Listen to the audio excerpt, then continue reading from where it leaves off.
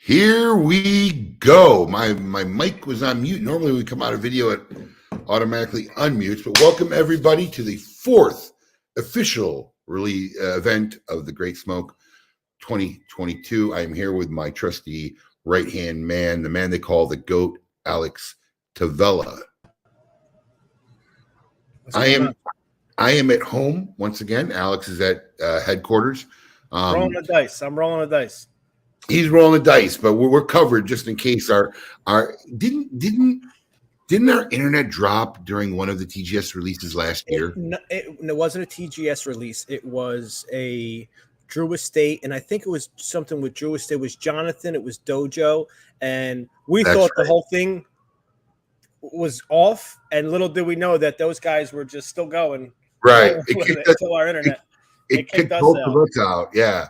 So our internet was dropping in and out all day today, and we were getting nervous. So I have a longer ride home. So I raced home to get on from home. Unfortunately, I cannot smoke here where I'm broadcasting from, but I could imbibe. So I will be imbibing during the show. So reset. So I think we're good here. I think we're going to be all right. But one of us definitely had the.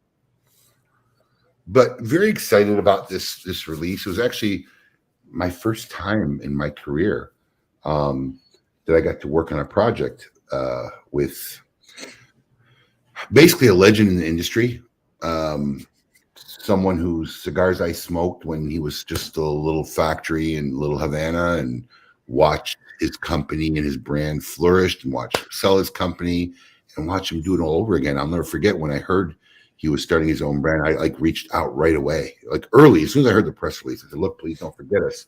We want to be involved." And he took my call and he says, "Listen, we're still early in the stages. Believe me, we smoking will not be missed." And it was very cool to kind of have them be involved with something that's becoming an epic tradition now with the Great Smoke, is making these limited releases. It started during our digital experience, and people had so much demand and excitement over it that, from that one pandemic broadcast, it kind of stuck, and it's kind of now become part of the Great Smoke, as well as continuing the tradition of doing a virtual version of the Great Smoke for all of you sitting at home. And once again, we've successfully made an epic package that comes with your Great Smoke ticket. Some of you may have seen it because we sent it out to some of the media people. Your Great Smoke package, it's like literally over $400 worth of stuff, premium cigars, swag, all in here for $165. And I know the media people have been doing their unboxings and show them. It's available. I mean, you can see what it is at thegreatsmoke.com, but there's nothing like watching somebody unbox it and actually seeing it live than a graphic version. And also a special thanks to Yellowstone. This segment's brought to you by Yellowstone. Phenomenal libation. If you have a chance, try it, check it out.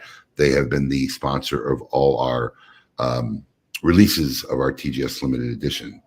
That being said, we have two very special guests in the waiting room, and I see no reason to keep them sitting there any longer. Let's get them in here. Let's get in here. Ernesto Perez-Carillo, the man they call the Godfather, and David Spurt from EP Carillo Cigars. Welcome, gentlemen, and thank you for joining us tonight, as we have many people sitting around waiting for us to drop this cigar. So very cool packaging. This is the first year. This is the third year we've been doing TGS limited releases, and this is the first year that manufacturers kind of started incorporating the theme of the Great Smoke into these limited releases. So this is actually very, very cool, and I'm sure people are going to want to know a little bit about the cigar, and there's no better guy to tell them about it than Ernesto. But before we even get there, I just want to thank David, because David helped make this happen. He's, we reached out to him to see if, if EPC would be interested in making a TGS cigar, and two, the timeline, because people don't understand these things take time. We're already locking down our releases for 2024 because 9 months is not a lot of time for a lot of companies. So we literally have one spot left, which I'm holding because one company's waiting to get back to me. But we, by hopefully Friday, we'll have the companies that are making the releases for 2024. And Dave, correct me if I'm wrong, and Ernesto, but timeline was one of the biggest issues when we were talking with you guys about it. Yeah, it was. Ernesto can talk more about it, but just your timing, Abe, with when we talked about it, when we were trying to do it, and everything that was going on in the industry. We had to make it happen, but we did, and I don't think anybody could have pulled it off like Ernesto. So I'll let him talk more about the backside of that. But it was definitely something that we had to quickly make a decision and move forward with, and we did. We did because. We did because it's your organization, but obviously the Great Smoke and the special part of what you're doing is what made it something that we were like, absolutely, we have to be part of it. So, As a matter of fact, Dave, thank you for having me on the show and give us the opportunity to do this project with you. But I remember, way back when you did this. Something similar. It wasn't, this particular concept, but you did something with Pepin, the Ahijados. Remember that one? El Hijo. El Hijo, right? Yeah. And that to me was, that was one to me, as a matter of fact, I mentioned it to, Pepin and Jaime. That was one of my all-time favorite blends. And I remember you did one with Tatuaje also, I think. Yes. In fact, you did a few. We're on to number 18 now, I think. 18, yeah. 18, but it's been over a decade, so it's been a long time. But that Tatuaje was the first one. I think my father was my father was the third one we ever did. But then the Tatuaje one is actually going to come back this year in a very limited release with a project that Pete and I are working on. So it's nice to see after a decade, people are still talking about it. Oh yeah. And it still had that kind of impact to the consumers. And for you to say El Hijo was one of my favorites. That's my blend. I loved it. Yeah. That was one of my cigar that I smoked that I said, this is really it was you can tell it was the Garcia family, but it had its own character.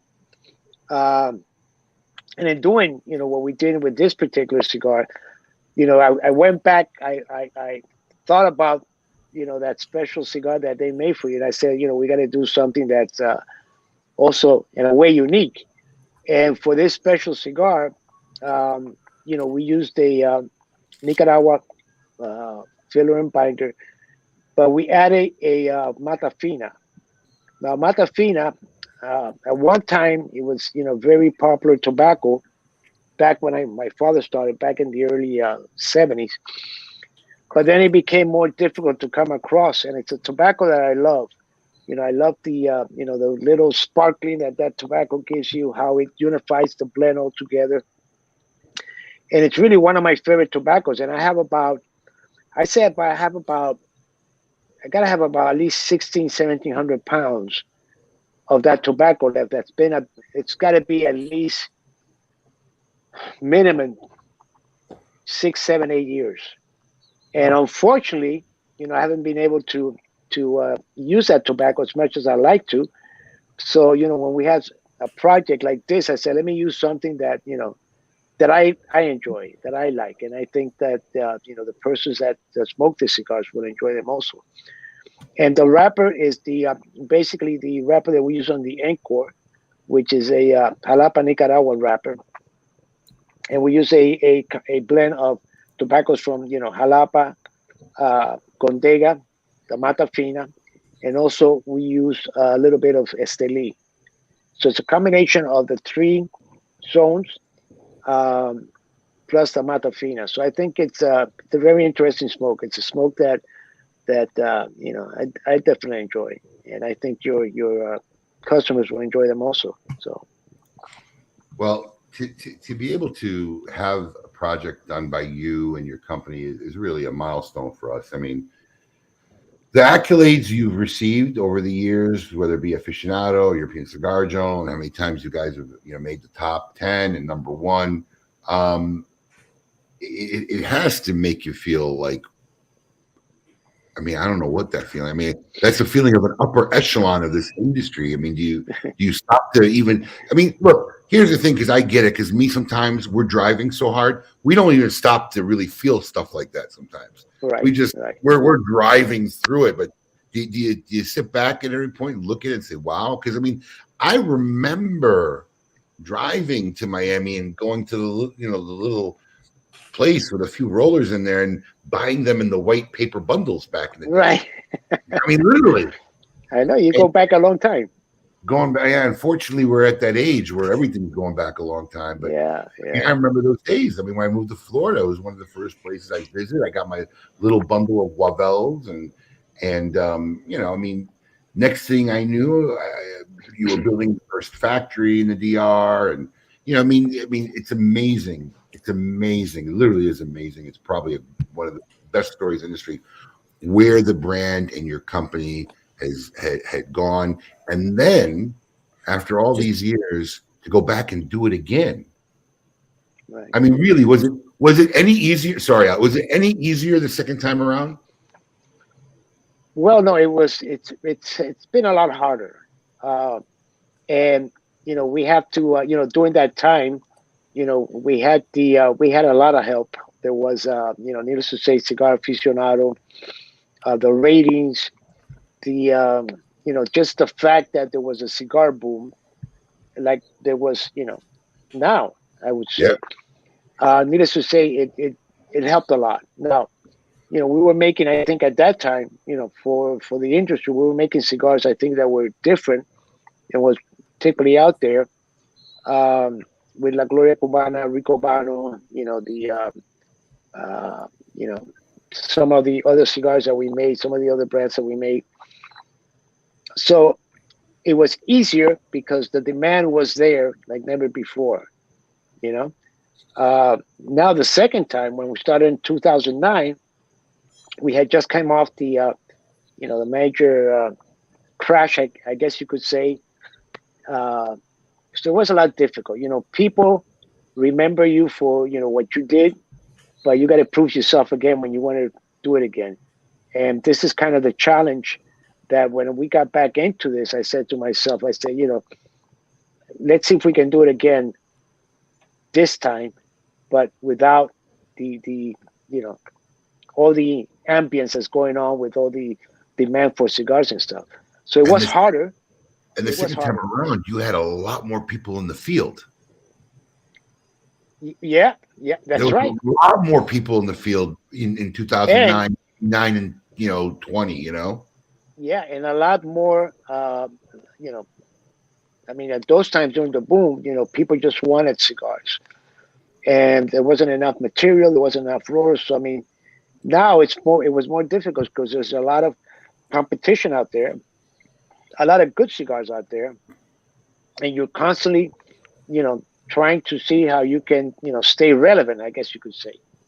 And, needless to say, is the support that we've gotten, like people like yourself, that's really made that journey a little bit easier. But it's been hard. It's been hard to get, where we're at now. And but it was worth, going through that whole experience, I guess you could say. Well, we're glad you did it again. So cheers. Thank you. We're glad you did it again, because people don't. I'm sorry, Alex. Go ahead. No, it's all right. I was just going to ask, because that's before my time. You were originally across the street from El Titan, right? Well, El Titan wasn't there at that time, but yes, we were across the street. Before but where El Titan is now, you were right. She's in one corner. I was in the other corner. And another thing people don't realize, only us old folks know, is not only did you have a lot more competition the second time around, a lot more people in the industry, but the way we communicated changed. When I got in this business, there was no Facebook, there was no Instagram, there were no cigar groups, there was no virtual broadcast, and all of a sudden, anybody could start a company and directly reach thousands of people without spending a dime. And that's right. I think that changed the field too. And I think that's what made the renaissance of all these new companies. Abe, real quick, I have 2 announcements. Yes. Announcement number 1, the product is now live and up, available for sale. Announcement number 2, Abe, he did it again. He did not. Steven, I don't even know how to say his name. Pingold did it again. So Ernesto and David, we have customers, Steven. Wow.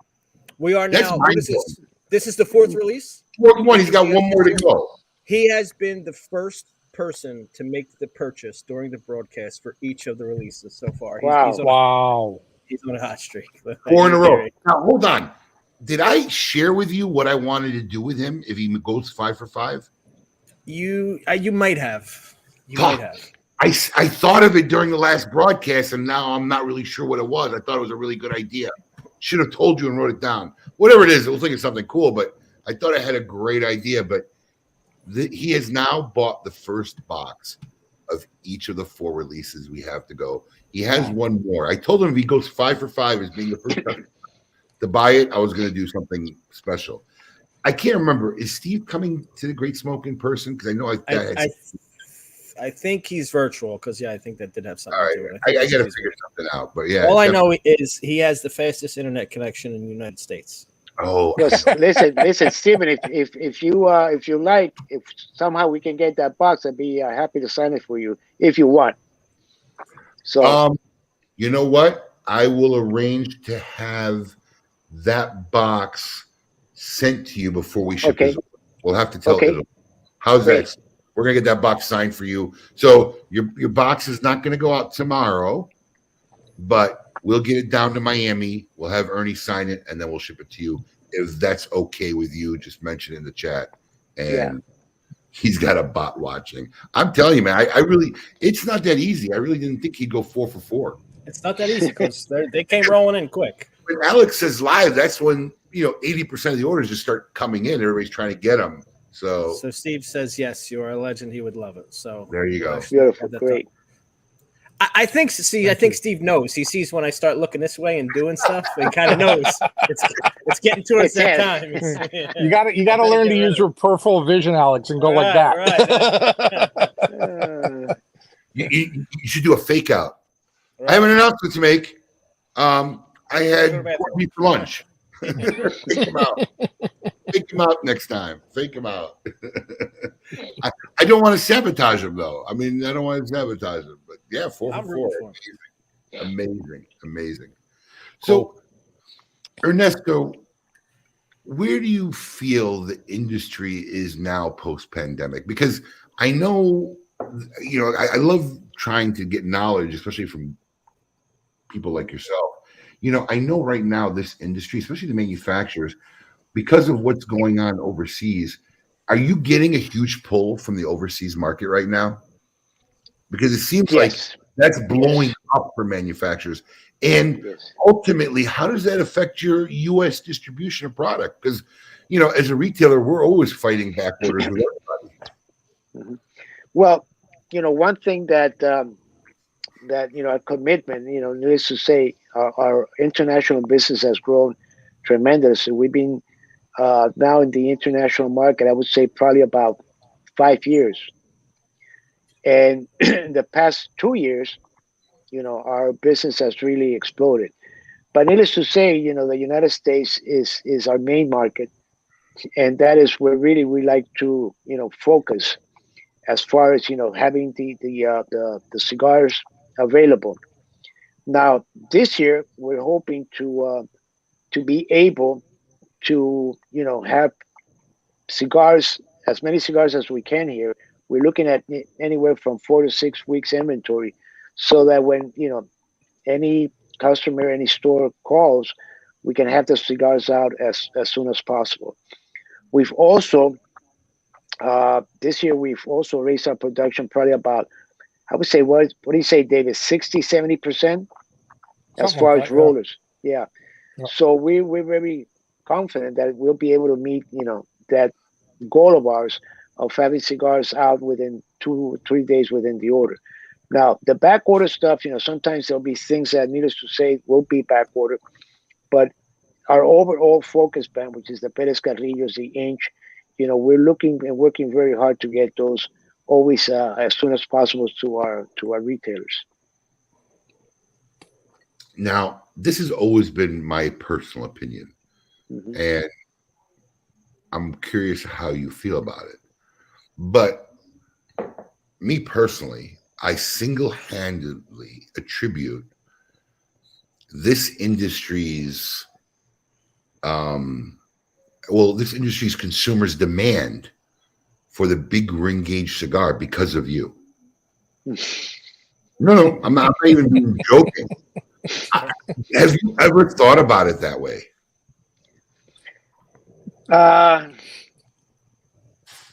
It's. I mean, I want to be humble about it because I have to be sincere. They were before I started. Back in the early '70s. I don't know if I've told the story a few times, but we used to make cigars. We made there was a motorcycle club, and they used to all love cigars. So our first big ring gauge cigar was really like a 7x70 and a 66x6. So those were the first cigars. Now there were cigars being made, but I think most people saw that as props. I believe it wasn't until the Serie R 6x60 came out that the big ring gauge cigar really started to take a hold in the marketplace. And then we came out with the Inch, and that's been, very successful for us. So do I want to take full credit for it? If I want to be humble, I want to say no, but if I want to be real, I think I deserve that, a little bit of that. Taking that credit for it. Huh? There was, I really do. I really think you really caused, like when Serie R came out, you caused the movement of the big ring gauge cigar. Totally agree. And I think that's why you had so much success with that brand, because I think, if I remember correctly, we're getting old, right? When you moved to the DR, you experienced, I think, some production problems. I mean, it was new. You went from this little boutique place to a factory, and as a retailer, there was backorder problems. But when Serie R came out, it exploded.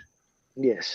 I had a little retail store, and I was selling 20, 30 boxes a month, which is a lot. Wow. One brand, when you have a 900 square foot store.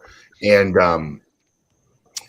I believe, I single-handedly believe that line, that brand, the way it blew up, the way it became popular, is what initiated the trend that you see today of almost every company having a 60 ring gauge cigar. That's because of the man. I don't know if this works at home. You're looking, that's because of this guy right here. What year was that? What year was that, ballpark? La Gloria Serie R. Yeah, the first one was I want to say 2008. No. It goes back to 19. I want to say 1998, because I had just moved to Dominican, and that was we were getting ready to do a remember the first one was a 52 and a 54. Right. It wasn't too. Right, it wasn't 2000, but even then, those cigars were like, when we brought them to the show in Vegas, we brought a Natural and a Maduro, and those two sizes, and that thing just blew up, So the 60 came about 2000, and then the 50, I think it was the 58, but the 60 was really what changed the whole. I mean, the company at that time, General had bought us, and when we came out with that cigar, it just took that brand to another level. We were doing as many of those Serie R's in 8 sizes as the regular Gloria, which were at that time had like, I don't know, 15, 16 different sizes. Right. And the packaging was that simple packaging, and this was something. It's funny because I remember in probably about January, February of 1998. My wife comes to me and she says, I used to be in Dominican. She was here in Miami. So she would run the operation here, and I was in DR. And she says, Ernesto, I'm noticing that, the sales have started to slow down a little. And we were making cigars and shipping. We had at that time, 280 employees. So we were making, I don't know, at that time we were making close to probably 5-6 million cigars. And she says to me, this thing it looks like it's slowing down a little. So about 10 days, maybe 10 days, 20 days before the PCA, I started thinking, what could I do to, just in case this thing slows down, I want to have something in the backup. So we had this molds, we had this, the 52 and the 54. Remember, we used to make the 54 Charlemagne. And we had this tobacco at that time. We and still now we try to use only the Piloto Cubano grown in Dominican Republic. La Gloria, okay, we use tobaccos from Navarrete, Canela, and Nicaragua, and the binder was Nicaragua, right? And the wrapper was Sumatra and broadleaf. So and this is funny, things happen, sometimes you don't plan for these things. Now, when you buy tobacco, let's say I want to buy something from La Canela, right? So I just can't say, okay, I want just a ligero. You have to buy the seco, you have to, all that stuff. You got to buy the whole cow to get the filet mignon. Exactly. So I had this, a bunch of bales. We were buying heavy, very heavy, and I said, let me try this blend with this tobacco and with the and like the Nicaragua. That tobacco we use ASP tobacco. So I had the Viso, which I use for La Gloria, but the Ligero I wasn't really using. So I said, let me try this. And it was different, man. Right away, that moment we put it out there and at the RTDA at that time, I think it was called, it was a success. And then when the 60 came out, that just took the brand, to another level. And believe me, we were making a lot of cigars, and half of the production was basically that natural and Maduro. So what I'm trying to say, this is not something I thought about the year before, or let's plan for this. It was just that gut instinct. And the funny thing is, I was making boxes, for La Gloria Cubana, but to do this box, I went with Picas, which had opened up not too long. Remember Picas? Yeah. They were making boxes for everybody at one point. Yeah. And we sat down, we look, this is a concept, CVR. And I think like 10 days before the show, we shipped our first, I don't know how many boxes were there, maybe, 5 or 6 of each, just to show at the show. And it was a huge success. And then with the inch, I wanted to do, I didn't want to go back and copy what I did before. I wanted to do something because, as time progresses, tobaccos that perhaps we use at one time aren't available anymore because, it's a question of, yields and how many demand for the tobaccos, which now is incredible, as you all know. So I wanted to get the blend that was not necessarily the Syria, but I wanted to use Dominican tobaccos. I wanted to use the same tobaccos that I use from from ASP, the wrappers and the natural and the Maduro. But I didn't want people to say, "Oh, this is another Syria." I had to put a different signature on this cigar, and this cigar for me, I think it's the Syria I think is probably the cigar out there that most people smoke, and I think this cigar that we make in the Inch, it has its own very unique character, way different than the Syrias that I made. Well, so I'm just saying it. I'll say it once again. Everybody out there who enjoys the plethora of 60 rain gauge cigars that are available to you to enjoy today, it's literally because of this guy right here. That's the truth. And joining us, we're letting you know that our 4th TGS limited release by EPC Cigars is available right now online in the TGS store. So if you're watching this video, this is made exclusively for those participating in the Great Smoke 2022. So you have to have a ticket. And if you do have a ticket, you could go and access the Great Smoke store, where this and some of the previous releases are still available. Some have sold out already, but this is available right now. Check it out. And in case somebody's joining us late, I know you talked about it a little bit, Ernesto, but we have a question from Dan Robinson here. He says, with respect, how excited are you about this blend? Well, I can tell you, Dan, he's very excited. He just about the blend. But you get the Matafina tobacco, and you blending 2 Nicaraguan leaves. And just give them one more time in case they're just joining us. The composition of this limited TGX cigar that you made for us again. Okay. Yeah, this cigar, when I was blending the cigar, I was thinking, not necessarily with a all Nicaraguan puro profile. I wanted to do something that was different. That's what we use. Although we use tobaccos from Nicaragua, from Jalapa, from Condega, and from Esteli, I wanted to add something different. Something, to me, Matafina is a type of tobacco that, first of all, unifies the blend very well. And for me, it has that sparkling thing that you don't get in many other types of tobacco. It's a very unique tobacco. I don't use it more because I can't get more. Like I said before, I have, I think, 1,600, 1,700 pounds. And I leave that for, special occasions, special blends, because it's hard to come by. Let's put it that way. Just to put it in perspective for people to understand, because a lot of times manufacturers will talk in numbers and they think that it relates to me. But you say you have 1,700 pounds. What's the poundage you typically have of any regular tobacco that you're using in any regular production line? Well, we have about, overall, you got to figure, if you're making 1 million cigars, you're talking about minimum 55,000 pounds. And the thing is not, you're not going to get this tobacco and use it. You have to buy this tobacco from year to year. Right. Right now, our production is about 3.6, what's it last year? Like 3.6, I believe. This year is going to be about 4.2.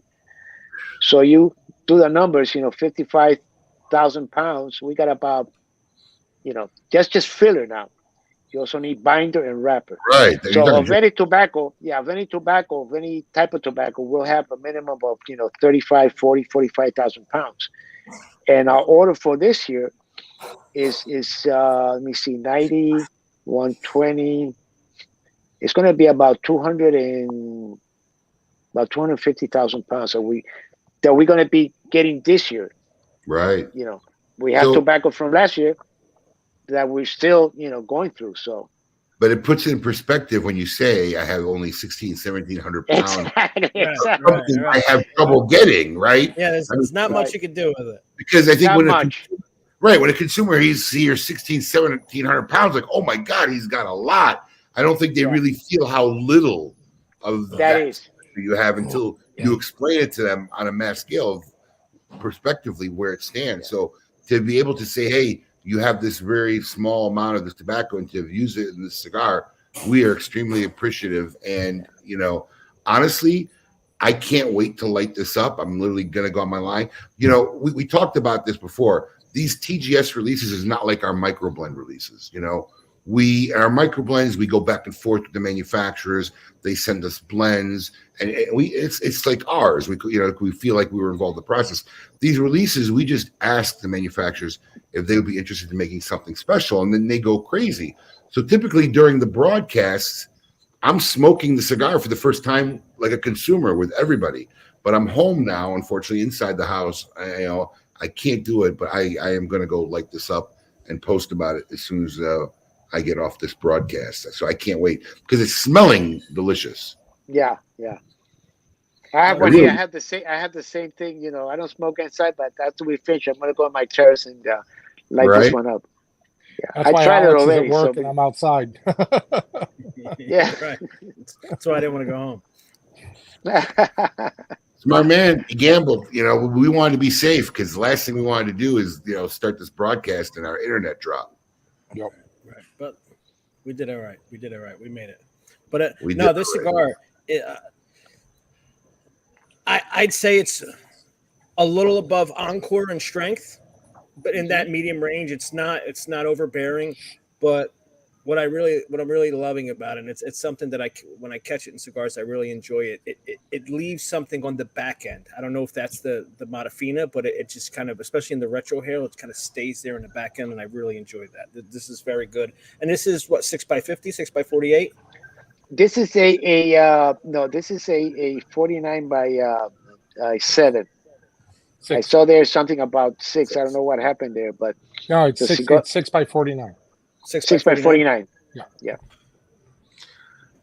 I don't think he's talking about our release, Alex.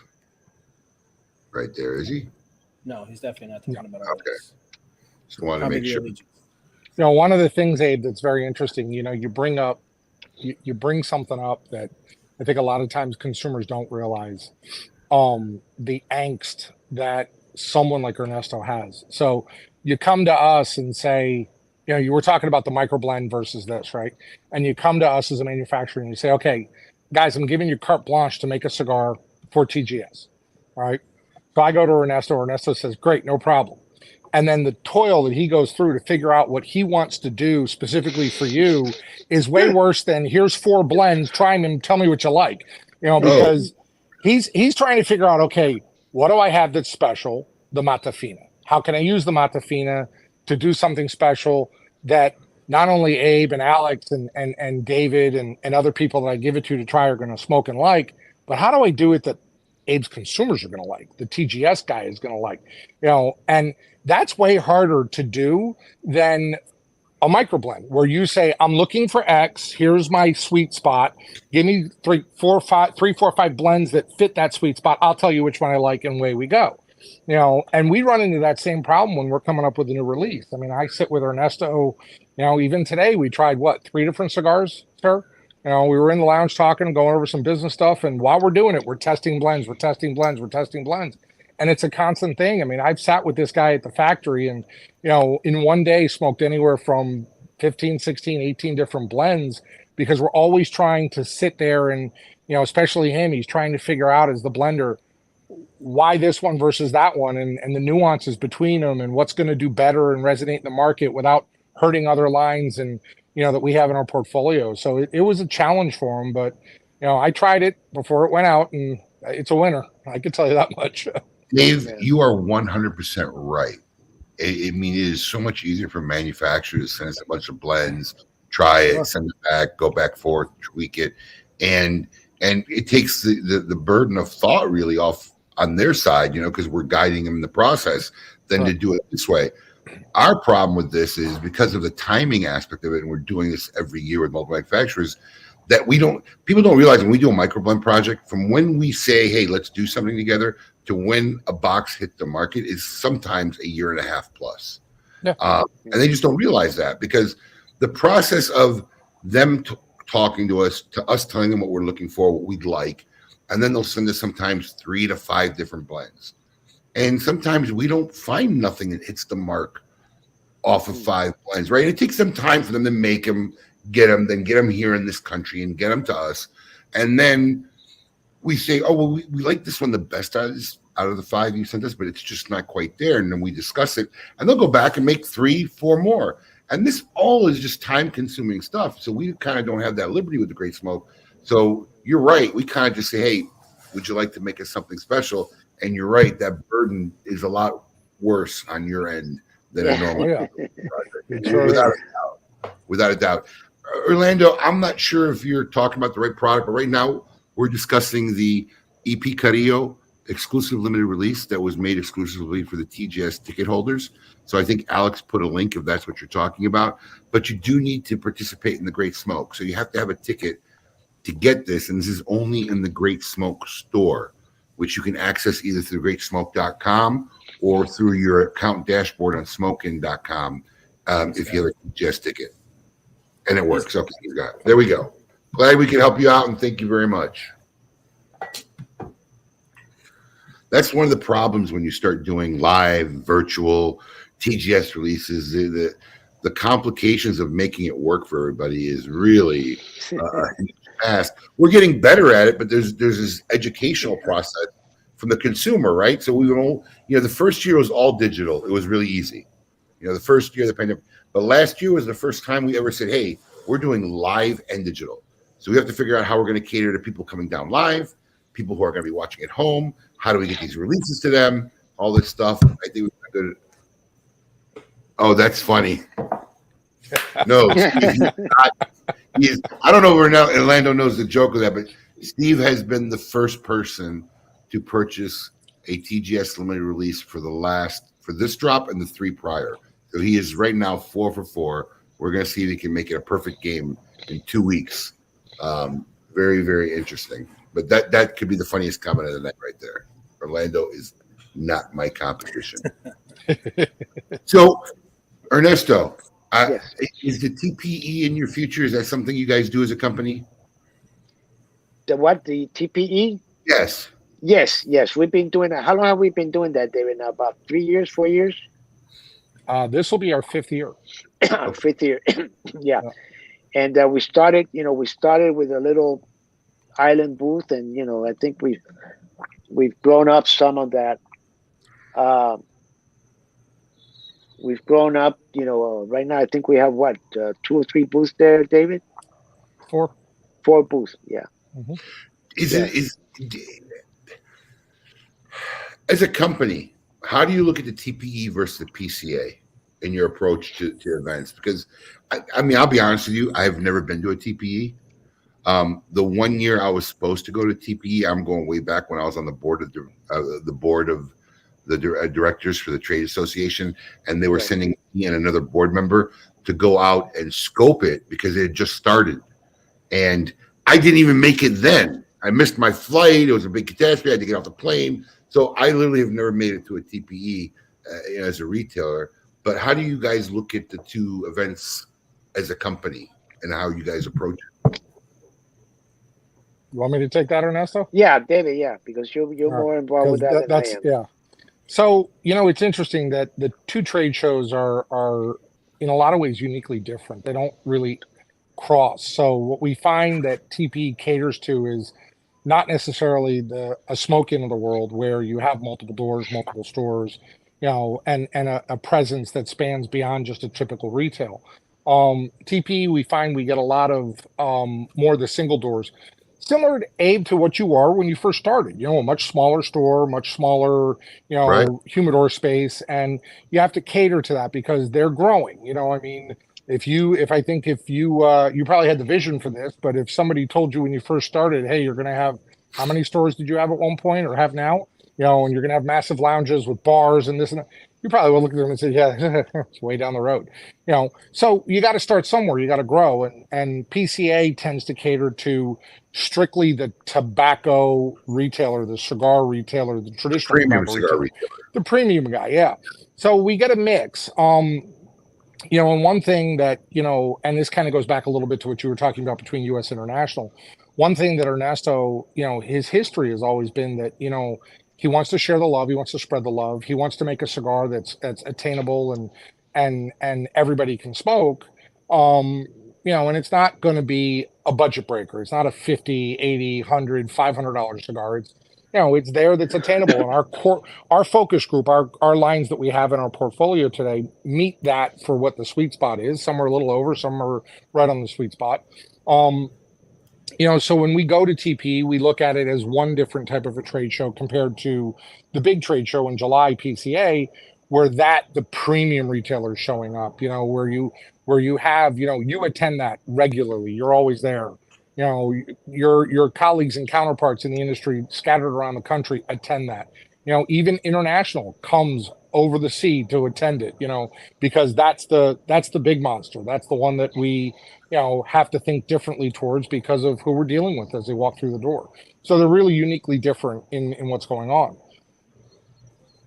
You brought up a comment there, and I'm glad I thought of this and you brought it up because Ernesto's here and I get to talk to him about it.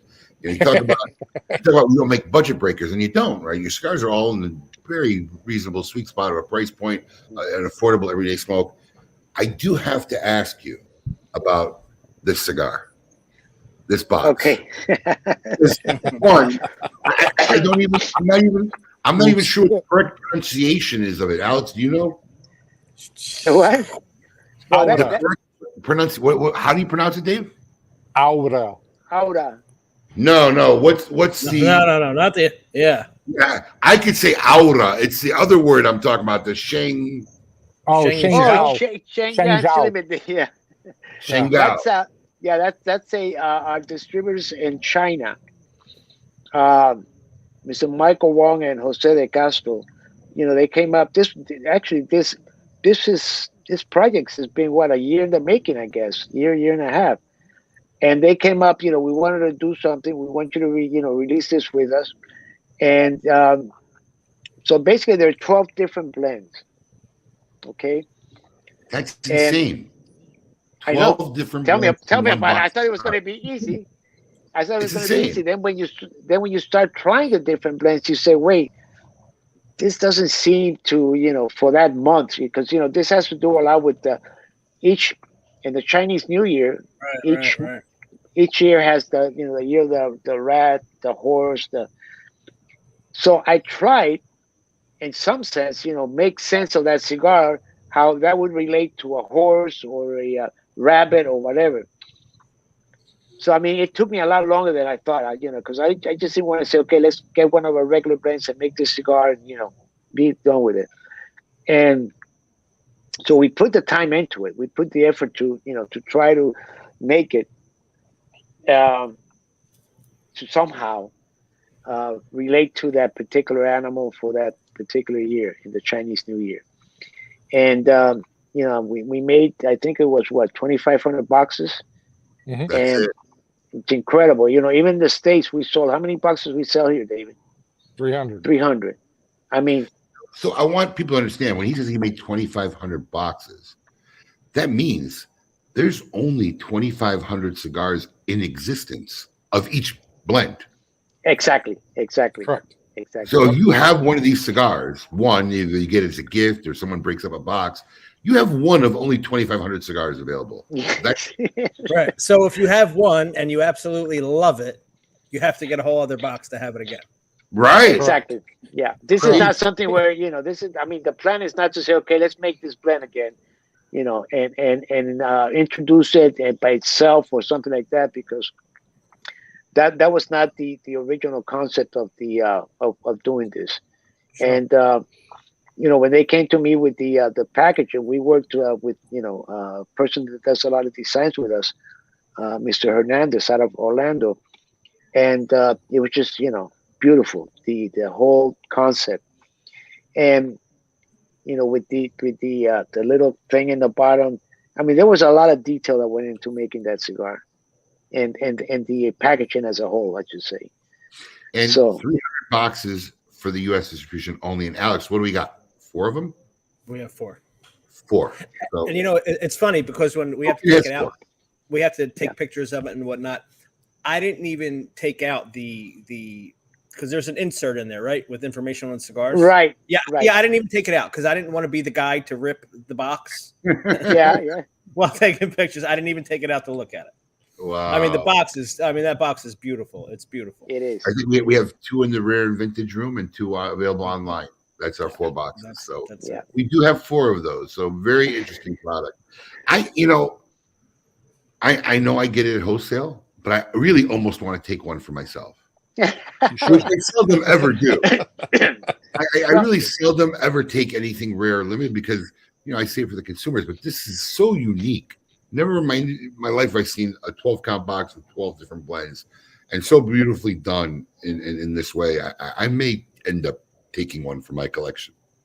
But, Ernesto, you spent almost a year coming up with those 12 blends, didn't you? Yes. Like I was saying before, originally I said, we just take over our blends. But then, the more I started thinking about it, wait a minute, this is something that's going to be unique. This is like a one-time shot.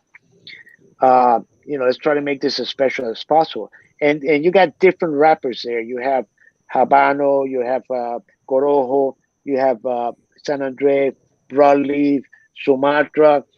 12 Connecticut. There's 12 different wrappers that we use for that.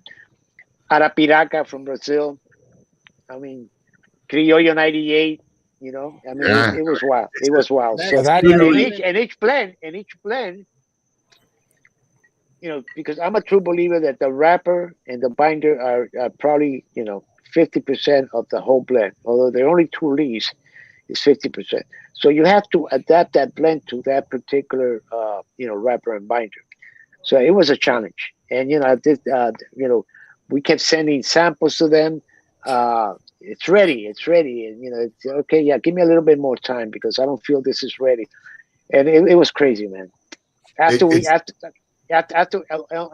the thing when we packed this thing, this basically took up a lot of space, not only in the factory but also in the humidor and in the engine room. So it was a very challenging project, but after we did it, I'm really proud of the way that it came out, and I'm glad I did it. It's literally a smorgasbord of cigar blending. It's really amazing because you think about it and like how hard it is just to bring a product to market, but to then take a product and creating it and then I can't imagine the mindset and saying this doesn't feel like the Dragon. You know what I mean? That's like, and you have to do that 12 times. It's incredible. Yes. Well, if you want to add to it, what's even very interesting is, so I was challenged when everything was all said and done to make sure none of the blends crossed. And every blend is literally unique. They don't, there's no blend in that group that shares the same wrapper binder filler combination at all. So they are literally 12 unique blends. And that's, Alex, what that little booklet does, is it breaks it out for you to look at it. But, I got a headache trying to figure all that out for an hour, and then finally went, yeah, it looks about right. Here you go.